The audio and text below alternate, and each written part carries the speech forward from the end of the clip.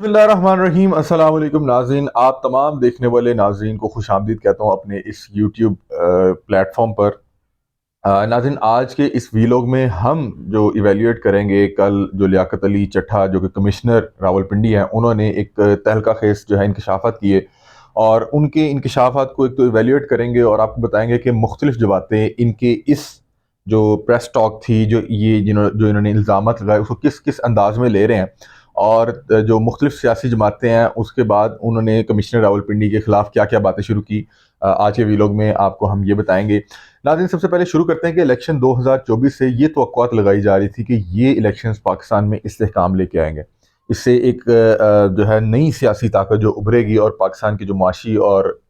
जो सियासी मामलात हैं वो बेहतरी की तरफ जाएंगे। और इलेक्शन से पहले ये एक माहौल बनाया गया कि नवाज शरीफ साहब बड़े लाडले हैं, उनको जिस अंदाज में लाया गया, उनको ऐसे मालूम हो रहा था, ऐसे महसूस हो रहा था कि उनको वज़ीर आज़म बनाने के लिए यहाँ लाया गया और उनको वाज़ेह अक्सरियत मिल जाएगी। और जिस तरह पाकिस्तान तहरीक इंसाफ जो है ज़ेर अताब थी, इनके पास सिंबल नहीं था, इनके लोग गायब थे, इनके लोगों को तशद्दुद का सामना था, खौफ की फ़िज़ा थी, सिंबल ले लिया गया। इलेक्शन से चंद रोज़ कबल जो कैंपेन की इजाज़त होती है इनके लिए वो नहीं थी, कॉर्नर मीटिंग नहीं थी, रैलियां जलसे कुछ भी नहीं था। और ऐसा महसूस हो रहा था कि शायद 8 फरवरी को इनके लोग उस तरह से ना निकल सकें क्योंकि एक खौफ की फ़िज़ा भी थी। लेकिन 8 फरवरी को हमने देखा कि तमाम अंदाज़ों और तमाम जो तखमीने लगाए जा रहे थे उसके बिल्कुल बरक्स इनके लोग निकले और उन्होंने जिस अंदाज में उधर इतने ठप्पे लगाए कि तमाम जो अंदाजे लगाए जा रहे थे, तमाम जो एक माहौल बनाया गया था, वो उसके बिल्कुल बरक्स हो गया।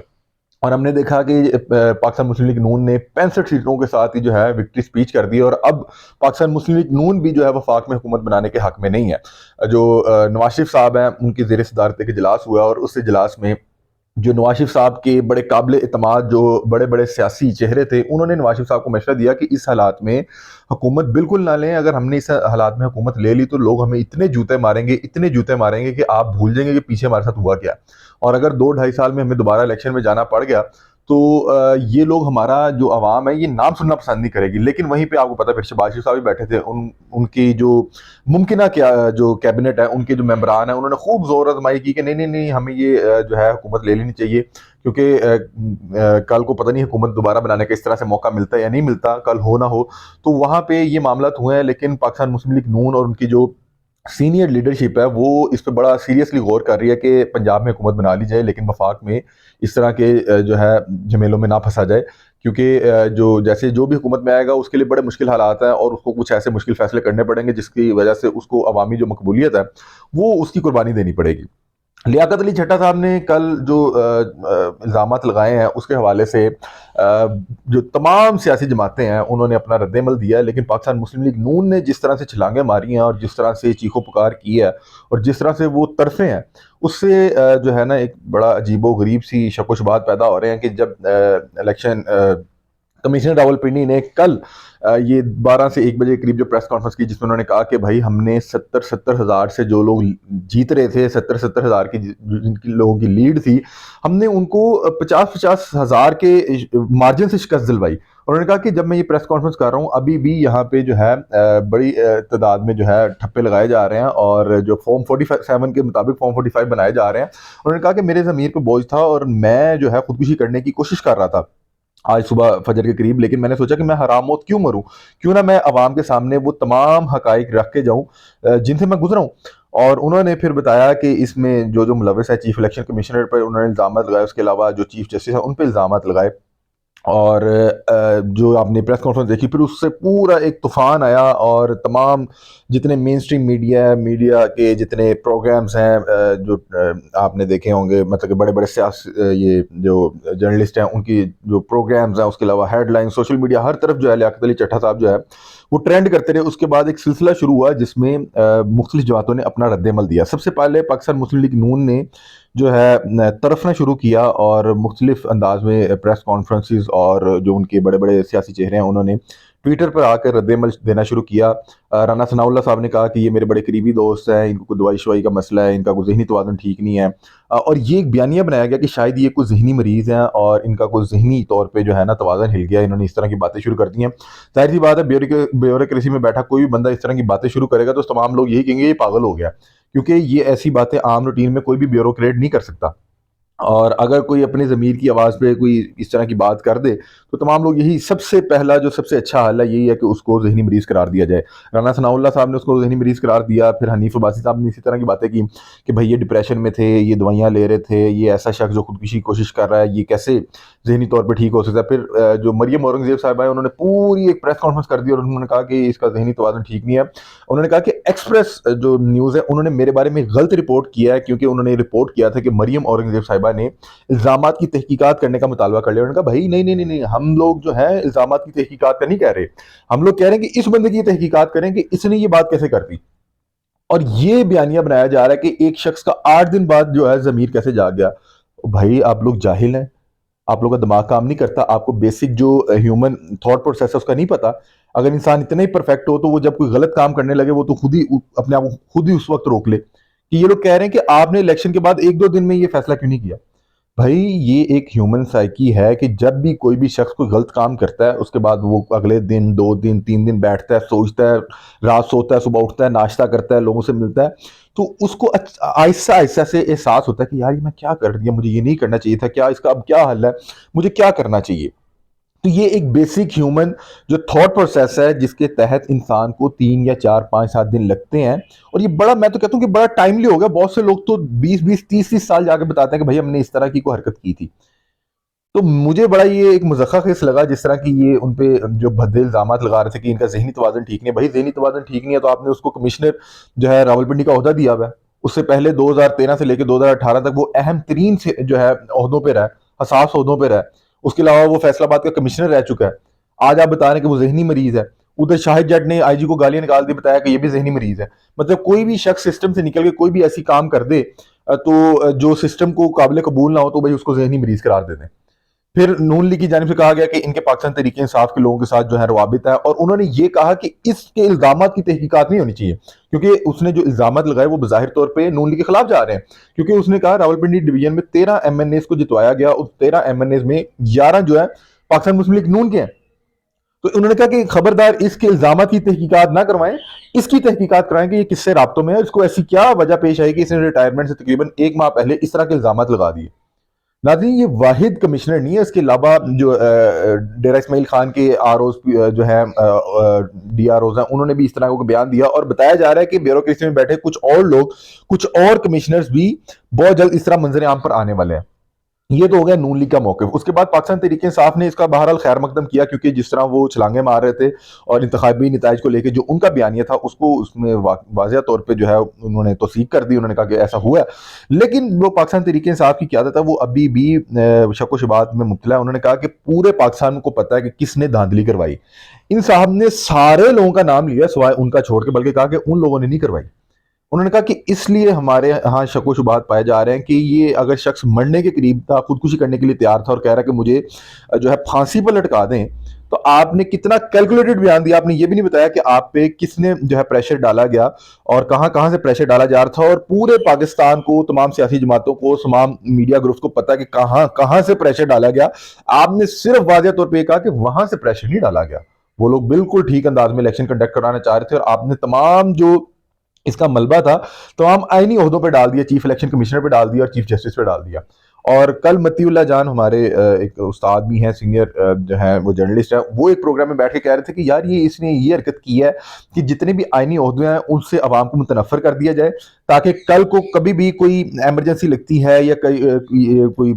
ये मार्शल लॉ का कोई सीन बनता है तो लोग निकले ही ना, लोग कहें कि ये आईनी ओहदे भी जो है इस तरह के कामों में मुलव्वस हैं। तो बहरहाल जो पाकिस्तान तरीके से इंसाफ है उसमें ये शक व शुबहात ये पाए जा रहे हैं कि ये ऐन मुमकिन है कि तमाम सियासी जमातें तो इंतखाबी नताइज को वैसे नहीं मान रही, और इस तरह का कोई कट्टा खोल के चीफ जस्टिस के पास कल जो है पीर वाले दिन इसकी सुनवाई भी है, वहां से इलेक्शन को कालादम करवा दी हो सकता है जो वहां से इलेक्शन जो है, क्योंकि उसकी साख्त को तो नुकसान पहुंच गया कि इतने बड़े ओहदे पे बैठा हुआ एक शख्स जो ये कह रहा है कि भैया मैंने खुद ठप्पे लगवाए हैं और मैंने खुद यहाँ पे 13 MNAs को जितवाया है। तो ऐन मुमकिन है कि इलेक्शन नताइज जो है कालअदम हो जाए, क्योंकि दोबारा अब अगर री इलेक्शन में जाया जाए, क्योंकि एक तरफ कोई भी जमात हुकूमत बनाने को तैयार नहीं है, दूसरी तरफ इलेक्शन की साख्त को नुकसान पहुंच गया है, दोबारा 38 अरब रुपए की प्रैक्टिस नहीं की जा सकती, और किसी को भी ये नहीं पता कि दोबारा 30 या 40 अरब रुपया लगा के इलेक्शन करवाए भी जाए तो हो सकता है दोबारा स्प्लिट मैंडेट आ जाए, दोबारा कोई हुकूमत ना लेना चाहे। और ये भी ऐन मुमकिन है कि एक जो है आला सती का कोई कमीशन बना दिया जाए और वो कहे कि 6 महीने तमाम इलेक्शन की जो है वो तहकीकात होंगी और इस निगरान सेटअप को जो है कंटिन्यू किया जाए। आपको पता है इलेक्शन से पहले भी जो निगरान सेटअप में लोग थे और बहुत से जो अहम शख्सियात है उन्होंने कहा था कि इलेक्शन को रहने देते हैं, इलेक्शन नहीं करवाते, ये जो निगरान सेटअप है अच्छा परफॉर्म कर रहा है, इन्हीं को कंटिन्यू करते हैं। और मैं आपको बड़े जो है वाजिया तौर पे ये बात बता रहा हूँ बड़ी जिम्मेदारी के साथ, जो निगरान सेटअप में बैठे लोग हैं वो उनके रवैयों से लग रहा है कि वो जाने के लिए तैयार नहीं है। जिस तरह से वो प्रोजेक्ट्स लगा रहे हैं, जिस तरह के वो बयान दे रहे हैं, जिस तरह की वो कमेटियां बना रहे हैं, और जितने कॉन्फिडेंट से अभी भी नॉर्मली होता है क्या, इलेक्शन के बाद जो निगरान सेटअप है वो बैक फुट पे होता जाता है और आहिस्ता आहिस्ता नई जो लोग हैं वो आने लग जाते हैं। तो बहरहाल अभी वो चीज जो है नजर नहीं आ रही, तो इस वजह से ऐन मुमकिन है कि निगरान सेटअप को थोड़ा सा मजीद 6 माह चलाया जाए और उस दौरान इलेक्शन की तहकीकात करवाई जाए कि कहाँ कहाँ पे किस किस तरह से धांधली हुई। और अल्लाह ना करे ये री इलेक्शन में जाना पड़ता है तो ये बड़ा एक मुश्किल और बड़ा महंगा काम है भाई। आप 40 अरब रुपया अवाम का पहला लगा चुके हैं और दोबारा अगर आप इतने पैसे लगा के कोई प्रैक्टिस करते हैं तो क्या पता कि दोबारा जो है वो दोबारा भी इसी तरह के रिजल्ट आए, दोबारा कोई सियासी जमात जो है वो हुकूमत ना बनाए। साद रफीक साहब ने 2020 में एक बड़ी बात की थी और मैं कल हैरान रह गया। उन्होंने कहा था कि उन्होंने असेंबली के फ्लोर पे खड़े होकर कि भाई एक दिन आने वाला है कि आप लोग वजारत उज़्मा का ओहदा बांटेंगे, लोग लेने को तैयार नहीं होंगे। और आज वही वक्त है कि वजारत उज़्मा लेने को कोई तैयार नहीं है सवाए शहबाज शरीफ साहब के, क्योंकि उन्हें पता है कि एक बार दोबारा वजीर आजम बन जाऊं, पता नहीं कल को ये वक्त आना है या नहीं आना, कल हो ना हो। लेकिन नवाज शरीफ साहब को पता है कि अगर दोबारा शहबाज शरीफ साहब को वजीर आजम बना दिया इस तरह मिक्स 4 पार्टीज के साथ, तो नून लीग का नाम लेने वाला कोई नहीं रहेगा। वफाक में नहीं, पंजाब में भी ये लोग फारिग हो जाएंगे कि जिस कदर मुश्किल हालात है और जिस तरह इन्होंने पिछले 16 माह हुकूमत की थी। और वो अभी तो पिछली बार तो ये पीपल्स पार्टी उनकी इत्तेहादी थी, उन्होंने हुकूमती ओहदे लिए थे, इस बार वो हुकूमती ओहदे भी नहीं ले रहे। ऐन मुमकिन है कि आप साल 1.5 साल में कुछ मुश्किल फैसले करें और पता लगे साल 1.5 साल बाद जो पीपल्स पार्टी है वो आपके नीचे से अपना क्लीन खींच ले और आपका वजीर आजम रही ना। पीपल्स पार्टी ने बहरहाल जो ये लियाकत अली चट्टा साहब है, इनके जो तरफ से लगाए गए इल्ज़ाम हैं उनकी तहकीकात का ये जो मुतालबा किया, उन्होंने कहा भाई इसकी तहकीकात करवाएं। चीफ इलेक्शन कमिश्नर ने बहरहाल जो है इल्ज़ाम मुस्तरद कर दिए और कल एक आला सती इजलास हुआ, उसमें इन्होंने एक कमीशन बनाया जिसमें सेक्रेटरी और जो दीगर बड़े बड़े नाम हैं वो इन्वॉल्व होंगे और वो इसकी तकरीबन 3 या 4 दिन में जो है वो तहकीकात करेंगे। और उसके बाद उन्होंने कहा कि हम तौहीन इलेक्शन कमीशन के जो है चार्जेस लगाएंगे इनके खिलाफ जो भी तहकीकात में जो रिजल्ट आएंगे। उसके अलावा चीफ जस्टिस साहब ने कल साफियों से गुफ्तगू करते हुए कहा कि इस तरह तो कोई भी शख्स मुंह उठा के किसी पे भी इल्जाम लगा सकता है। आज वो इस तरह के इल्जाम लगा रहे हैं, कल को वो कहेंगे कि इन्होंने कत्ल किया या इन्होंने चोरी किया। उन्होंने कहा भाई इल्जाम लगाना आपका हक है, लेकिन आप पास सबूत भी दें, आप सबूत लेके आए, हम देख लेते हैं क्या मामला था।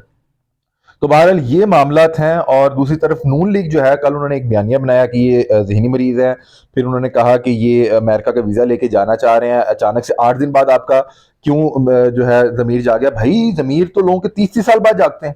हमने बहुत से लोगों को देखा, आपको आज बहुत से लोग आपके अपने बड़े बड़े सियासी लीडरान छोड़ के जा रहे हैं, आप उन्हें ये क्यों नहीं कहते कि आपने 10 साल पहले क्यों नहीं जमात छोड़ दी। भाई उन्हें अब आके ये समझ आई कि हम जो शायद कर रहे हैं गलत कर रहे हैं, गलत तरफ जा रहे हैं।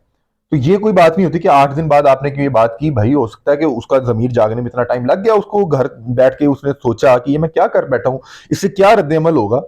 और आज जो है अज़मा बुखारी साहबा उन्होंने एक बयान दिया है, उन्होंने कहा कि जी जो मजीद आरओज और डी आरओज हैं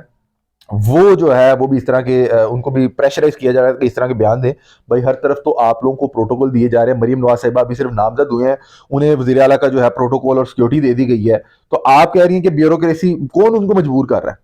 आप लोग फिलहाल आपके मुतालिक एक तासुर पाया जा रहा है कि आप लोग लाड़ लें, आप लोगों को जिस तरह से लाया गया, लंदन से लाया गया, आप लोगों को खुश करने के लिए जिस तरह से एक दूसरी जमात को जिस तरह से खत्म किया गया, उनका सिंबल लिया गया, उनके लिए क्या कुछ नहीं किया गया। और आप कह रही हैं कि प्रेशराइज किया जा रहा है कि आर और डी आर को कौन कर रहा है भाई। मतलब कि ये पहले एक ऐसा शोशा और हवा छोड़ देंगे, कल को कोई भी आर ओ या डी आर ओ इस तरह की बात करे तो आप कहेंगे देखा था मैंने पहले ही कहा था। और भाई दाल में कुछ काला था, पूरी दाल काली होगी। और ऐन मुमकिन है जब एक शख्स को इस तरह की बात करता है तो बाकी लोग भी हिम्मत करके कहते हैं कि हाँ यार इस तरह अगर गलत हुआ है तो हम आगे लोगों को आवाम को बताएंगे। तो बहरहाल अज़मा बुखारी साहिबा ने पहले एक शोशा छोड़ दिया कि बहुत से आर और डी आर को प्रेशराइज किया जा रहा है। अब ये नहीं पता प्रेशराइज कहां से किया जा रहा है, क्योंकि इस वक्त लाडले तो आप लोग हैं। तो ये अभी तक के सारे मामला आता है। कल नून लीग ने एक और भी बयानिया बनाया कि कमिश्नर का पूरे जो इलेक्शन प्रोसेस है उससे कोई अमल दखल ही नहीं होता, उसमें उसका कोई कार्रवाई नहीं होती। भाई वो इलेक्शन कमिश्नर जो है जो उन्होंने कहा कि जो कमिश्नर रावलपिंडी हैं, शायद मैं पीछे कुछ शायद ओहदा गलत बता गया, उन्होंने कहा कि जो कमिश्नर है उसका पूरे इलेक्शन प्रोसेस से कोई ताल्लुक ही नहीं होता उसका, कोई उसमें अमल दखल ही नहीं होता। वो रावलपिंडी कमिश्नर साहब की इलेक्शन से एक दिन पहले की वीडियो आ गई, वो उसमें सारा बता रहे हैं कि तमाम आरओज और तमाम प्रिजाइडिंग अफसर को जो है सामान की तरसील होगी, जो सिक्योरिटी फोर्सेज हैं उनकी जेर निगरानी जो है सामान को तरसील किया गया। और भाई खुदा का नाम है, क्या आपको लगता है कि ये इतना किताबी ओहदा है कि वो कि बिल्कुल इस तरह के जो प्रोसेस में बिल्कुल अपने आप को इंगेज नहीं करता होगा? उसका भाई जो नीचे तमाम ये जो एसीज हैं, डीसीज हैं, वो इसमें इन्वॉल्व होते हैं, तो आपको नहीं लगता कि वो कमिश्नर को उन पे कमिश्नर का कोई इन्फ्लुएंस होगा? बहरहाल जो इल्जाम लगाए गए हैं बड़े हौलनाक हैं और तशवीशनाक है, इनकी बाकायदा तौर पर तहकीकात होनी चाहिए। नून लीग जो है वो बस वो एक वही काम कर रही है कि आजकल बयानियां बना रही है, लोगों पर इल्जाम लगा रही है, और जो भी उनकी राह में हाइल रुकावट होती है, क्योंकि उनको मुमकिन तौर पर जो नजर आ रहा है कि वफाक और जो कि वो लेना नहीं चाह रहे और पंजाब में उनको वजारत आला मिलने वाली है, उसके रास्ते में हाइल कोई भी रुकावट, तो उसके खिलाफ पूरा एक बयानिया बनाया जाता है। कोई भी शख्स सिस्टम के खिलाफ कोई बात कर दे तो बस वो यही कहेंगे कि इसका दिमाग खराब है, क्योंकि ये सिस्टम इस तरह का है कि यहाँ पे कोई सिस्टम के खिलाफ बात नहीं कर सकता। अगर कोई भी शख्स सिस्टम के खिलाफ बात कर रहा है तो इसका मतलब है उसका दिमाग खराब है। जिस तरह से शाहिद जट का दिमाग खराब था, जिस तरह से कमिश्नर रावलपिंडी का दिमाग खराब साबित करने की कोशिश की गई है, उस तरह से जितने भी लोग सिस्टम के खिलाफ बात करेंगे उनका दिमाग खराब होगा। बहरहाल जो कमिश्नर रावलपिंडी है उनके मुतालिक एक जो हसास इदारे ने रिपोर्ट तैयार की है, उसमें उनके जो बहनोई है उनके मुतालिक बताया गया कि उनका पाकिस्तान मुस्लिम लीग नून से ताल्लुक है, और एक उनके बहनोई जो है यहाँ पे पंजाब में एक आला पुलिस ओहदे पर भी फाइज है। ये एक वो तहकीकाती रिपोर्ट जो एक हसास इदारे ने तैयार की है, जो हामिद मीर साहब ने अपने ट्विटर अकाउंट पे पोस्ट भी की, जिसके बाद नून लीग ने उनको जो है उनके मुतालिक गलाजियात बकी, उनको कहा कि आप भाई जी आप जो फेक जर्नलिज्म कर रहे हैं और लफाफा जो भी इस तरह के, पहले भी उनको इस तरह के इल्काबात से लोग नवाजते थे, आज नून लीग ने भी उन पर इसी तरह के इल्जाम लगा दिए, क्योंकि जो वो खबर दे रहे हैं वो नून लीग के हक में नहीं जा रही। ये अब तक की वीडियो थी, अपनी राय से मैं आगाह कीजिएगा। तब तक के लिए अपने मेजबान अली अमला को दीजिए इजाजत। अल्लाह हाफिज़।